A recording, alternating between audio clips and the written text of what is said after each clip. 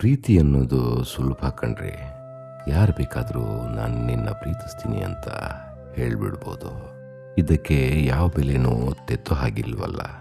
ಕಾಲ ಬದಲಾದಾಗೆ ಇಲ್ಲಿ ಭಾವನೆಗಳು ಬದಲಾಗ್ತಾ ಇರುತ್ತೆ. ಅಷ್ಟು ಬದಲಾವಣೆ ಪ್ರೀತಿಯಲ್ಲಿ ಕಾಣುತ್ತೆ. ಈಗೆಲ್ಲ ಪ್ರೀತಿ ತಾತ್ಕಾಲಿಕ ಆಗ್ಬಿಟ್ಟಿದೆ ಕಣ್ರಿ. ಕಂತುಗಳಲ್ಲಿ ಸಿಗುತ್ತೆ, ಇವತ್ತಿರುತ್ತೆ, ನಾಳೆ ಇಲ್ಲ. ಆದರೆ ಬಯಸೋದು ಅನ್ನೋದಿದೆಯಲ್ಲ, ಅದು ಬೇರೆನೇ ಪ್ರಪಂಚ ಕಣ್ರಿ. ಬೇರೆನೇ ಪ್ರೀತಿಯ ಪ್ರಪಂಚ. ಯಾರೊಬ್ಬರಿಗೆ ನಿಮ್ಮ ಮೇಲೆ ಅತೀವ ಬಯಕೆ ಇರುತ್ತೋ ಅಲ್ಲಿ ಪ್ರೀತಿ ಇರುತ್ತೆ ಕಣ್ರಿ.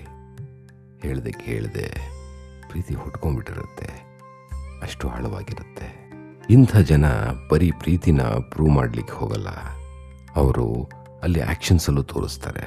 ಅವರ ಪ್ರೀತಿ ನಡ್ಕೊಳ್ಳೋದ್ರಲ್ಲೇ ಗೊತ್ತಾಗ್ಬಿಡುತ್ತೆ. ಎಲ್ಲೋ ದೂರದಲ್ಲಿ ಕೂತ್ಕೊಂಡು ನಿಮ್ಮನ್ನು ಅಡ್ಮೈರ್ ಮಾಡೋದು ಇವರ ಚಾಳಿ ಇರಲ್ಲ. ಅವರು ನಿಮ್ಮ ಜೊತೆ ಇರೋದಕ್ಕೆ ಬಯಸೋದು ಪ್ರತಿ ಕ್ಷಣ, ಪ್ರತಿದಿನ.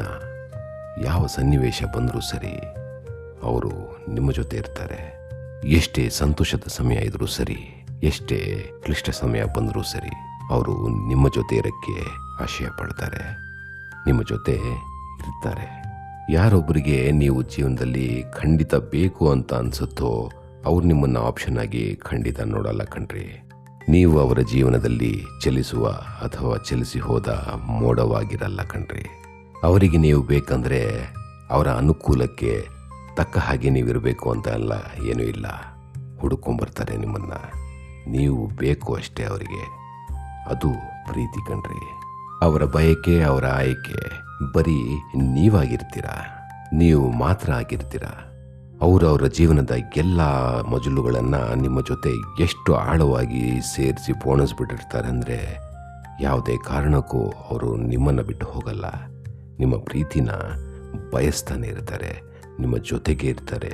ಅವರ ಭವಿಷ್ಯ ನೀವು ಬಿಟ್ಟರೆ ಬೇರೆ ಏನೂ ಇಲ್ಲ. ಅದು ಪ್ರೀತಿ ಕಣ್ರಿ.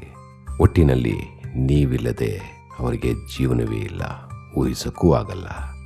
ಅದು ಪ್ರೀತಿ, ನಿಜವಾದ ಪ್ರೀತಿ. ಆದರೆ ಒಂದು ವಿಷಯ ಸ್ನೇಹಿತರೆ, ಅವರ ಪ್ರೀತಿ ಬದ್ಧತೆ, ಜವಾಬ್ದಾರಿ ಹಾಗೂ ಶೇರ್ಡ್ ಬರ್ಡನ್ ಆಗಿರುತ್ತೆ. ನಿಮ್ಮ ಬರ್ಡನ್ಸ್ ಏನಿದ್ರು ಅದನ್ನು ಶೇರ್ ಮಾಡ್ಕೋತಾರೆ ಹಾಗೂ ನಿಮ್ಮ ಹೆಗಲಿನ ಮೇಲಿನ ಭಾರವನ್ನು ಇಳಿಸುವ ಪ್ರಯತ್ನ ಅವ್ರು ಮಾಡ್ತಾರೆ. ಒಂದು ರೀತಿ ನಿಮ್ಮ ಬರ್ಡನ್ಸ್ನ ಶೇರ್ ಮಾಡೋಕ್ಕೆ ರೆಡಿಯಾಗಿರ್ತಾರೆ.